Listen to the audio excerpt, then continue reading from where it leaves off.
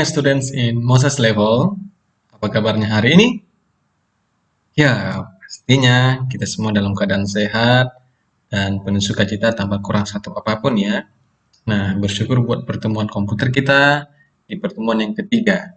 Nah, untuk di Moses level, sebelum kita mulai pembelajaran kita hari ini, marilah kita berdoa. Let's pray. Lord Jesus, we say thank you for your blessing today. Now we want to learn computer in Moses level.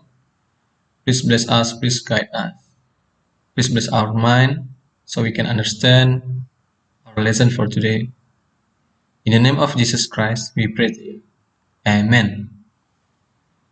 Nah, baiklah students, kita akan mulai pembelajaran komputer kita di Moses level. Nah, judul pembelajaran kita hari ini adalah tentang perangkat keras internet. Nah, Teacher Coki akan menyampaikan beberapa materinya. Mari kita saksikan bersama ya. Nah, perangkat keras internet. Nah, secara umum, terdapat dua perangkat yang kita butuhkan agar dapat mengakses jaringan internet. Yang pertama, perangkat keras internet, dan yang kedua, perangkat lunak internet. Nah, perangkat keras ini perangkat yang memiliki wujud fisik yang nyata dan bisa dipegang. Sedangkan perangkat lunak adalah program atau aplikasi yang digunakan untuk menikmati fasilitas yang ada di internet. Misalnya, aplikasi Mozilla Firefox, Google Chrome, ya, Microsoft, dan lain sebagainya. Nah, sedangkan perangkat keras ini adalah memiliki wujud fisik yang nyata dan bisa dipegang. Nah, perangkat keras internet yang pertama yaitu komputer. Nah, komputer ini merupakan komponen utama yang sangat penting untuk mengakses internet ya. Nah, untuk mengakses internet terdapat beberapa standar yang harus dimiliki dari sebuah komputer. Yang pertama, memiliki prosesor minimal 500 MHz. Kedua, menggunakan Pentium 3. Kemudian memiliki RAM sebesar minimal 64 MB. Kemudian memiliki VGA card dengan spesifikasi minimal 4 MB dan memiliki hard disk 10 GB dan memiliki monitor ya, CRT SVGA. Nah, dia sudah bisa menghasilkan beribu warna ya. Kemudian sound card dan speaker. Nah, jadi ini standar sebuah komputer untuk bisa mengakses sebuah internet. Nah, perangkat keras yang kedua adalah laptop. Kalau yang pertama tadi komputer, yang kedua laptop. Nah, laptop sama komputer ini memiliki kedudukan yang sama ya, yaitu menjadi perangkat utama yang harus disediakan untuk mengakses internet. Bedanya, kalau laptop ini ukurannya lebih minimalis ya, bisa dibawa kemana-mana. Sedangkan komputer tidak bisa dibawa kemana-mana karena perangkat kerasnya terhubung satu dengan yang lain. Jadi tidak bisa dipisah-pisahkan ya. Nah, perangkat keras yang ketiga adalah handphone. Nah, pastinya kamu ada memiliki handphone ya, kalau enggak ayah, ibu, atau kakak. Nah, pastinya yang sekarang ini pasti memiliki handphone. Nah, telepon genggam atau sering disebut dengan handphone atau disingkat HP merupakan perangkat elektronik yang digunakan dalam bidang telekomunikasi. Nah, jadi sering digunakan untuk berkomunikasi antara orang satu dengan yang lainnya. Dengan kata lain, handphone ini memiliki fungsi yang sama dengan telepon konvensional. Nah, hingga saat ini, handphone dilengkapi dengan berbagai fitur canggih. Nah, canggihnya ini banyak ya. Bisa sebagai mencari bisnis, nah, bisa berjualan, bisa mentransfer. Nah, ya, disebut juga sebuah ponsel pintar atau dinamakan smartphone. Nah, smartphone ini dilengkapi dengan sistem operasi sehingga memiliki kemampuan yang sama layaknya sebuah komputer. Lebih simpel lagi bukan? Ya. Selanjutnya, perangkat keras yang berikutnya adalah modem. Nah, modem ini perangkat keras yang dapat digunakan untuk melakukan koneksi ke jaringan internet. Nah, modem ini merupakan kependekan dari modulator demodulator. Nah, modulator yang memiliki fungsi sebagai pengubah sinyal. Sedangkan demolator memiliki fungsi sebagai proses penerimaan kembali data yang telah dikirim. Nah, modulatornya sebagai pengubah sinyal, demolatornya sebagai proses penerimaan kembali data. Dengan demikian, Dalam proses ini, data akan dipisahkan berdasarkan frekuensi tinggi dan mengubah data yang bersifat analog ke dalam bentuk digital agar terbaca oleh komputer atau PC. Nah, jadi ada saling keterkaitan antara pengubah sinyal dengan penerima sinyal. Itulah modem. Nah, modem ini terdiri menjadi dua bagian. Yang pertama modem eksternal, yang kedua modem internal. Modem internal ini dipasang di slot mainboard komputer. Nah, akan tetapi modem ini sangat jarang digunakan karena tidak adanya lampu indikator yang menandakan status dari modem. Sedangkan modem eksternal merupakan modem yang berada di luar komputer. Nah, biasanya dipasang di luar ya, bukan di dalam perangkat CPU. Modem ini dihubungkan melalui port USB atau Universal Studio Bus yang ada di setiap komputer. Selain itu, modem ini praktis untuk dibawa kemanapun dan mudah untuk mendeteksi statusnya karena ada lampu indikator. Nah, contohnya modem smartphone. Nah, itu mudah dibawa-bawa ya. Nah, berikutnya, LAN card atau sering disebut dengan NIC atau Network Interface Card merupakan suatu perangkat keras yang digunakan untuk menghubungkan dua atau lebih komputer dalam suatu jaringan. Nah, kamu masih ingat nggak di lab komputer kita terdapat beberapa komputer, tapi bisa terhubung saling satu dengan yang lain. Nah, itu semua karena ada jaringan LAN atau Local Area Network. Nah, LAN ini merupakan jaringan yang hanya mencakup wilayah yang cakupan yang tidak luas, misalnya jaringan yang berada di dalam satu gedung atau ruangan, contohnya di lab komputer kita.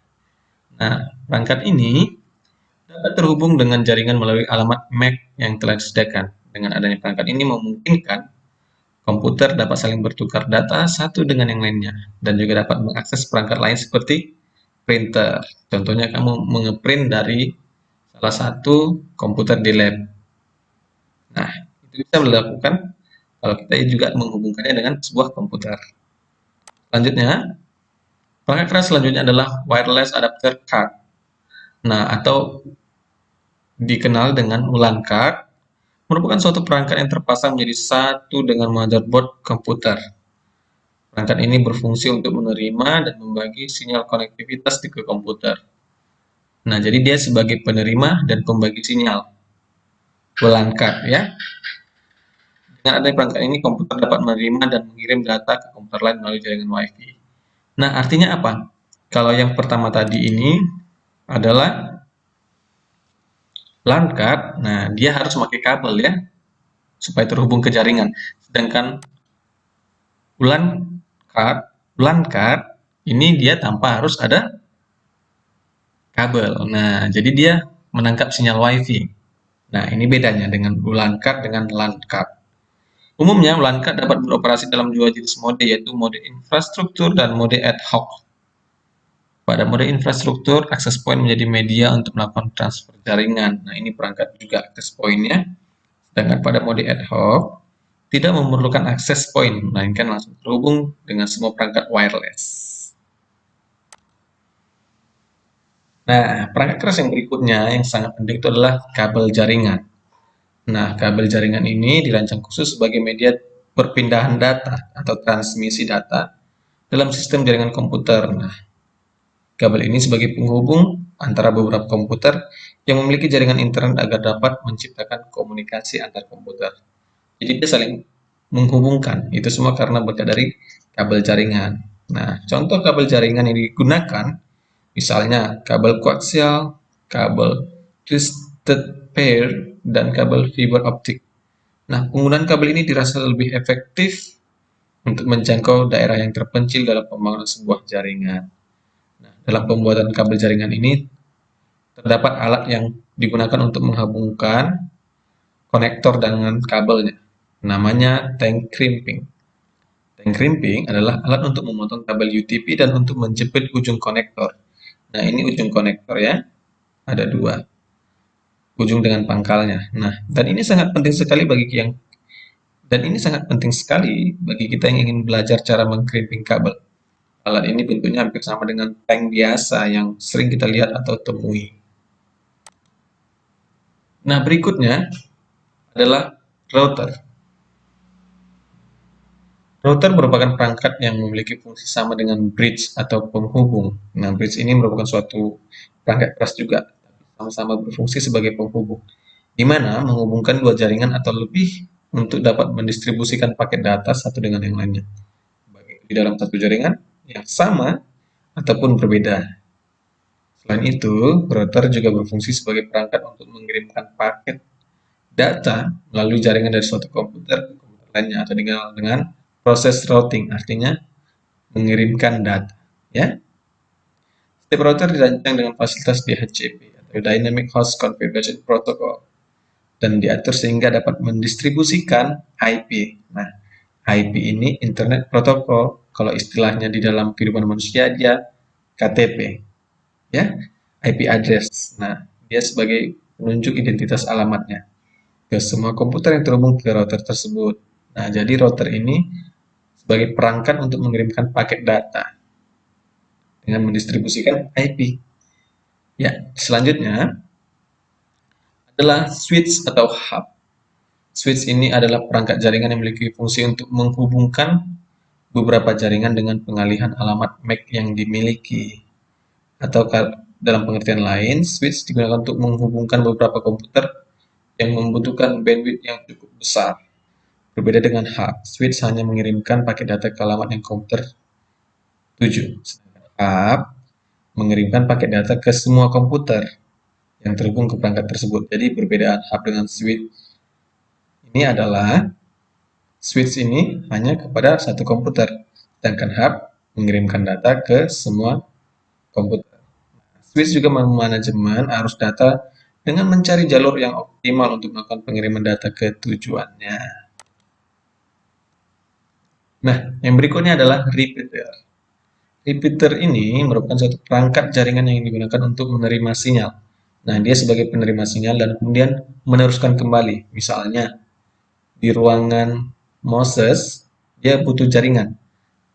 Nah, maka kita pasang repeater untuk menyalurkan dari lab komputer. Nah, jadi dia menyambungkan jaringan, kemudian diteruskan kembali supaya sampai ke ruangan Moses level. Nah, artinya repeater berfungsi sebagai penguat sinyal. Sinyal yang dikirim sama dengan sinyal aslinya. Biasanya, perangkat ini digunakan untuk menjangkau jaringan yang cukup luas dan jauh. Nah, baiklah students, demikianlah materi komputer kita hari ini di kelas Moses Level tentang perangkat keras jaringan komputer. Semoga materi ini bermanfaat, tetap belajar dan tetap semangat dan bersyukur. See you next time and God bless you. Thank you.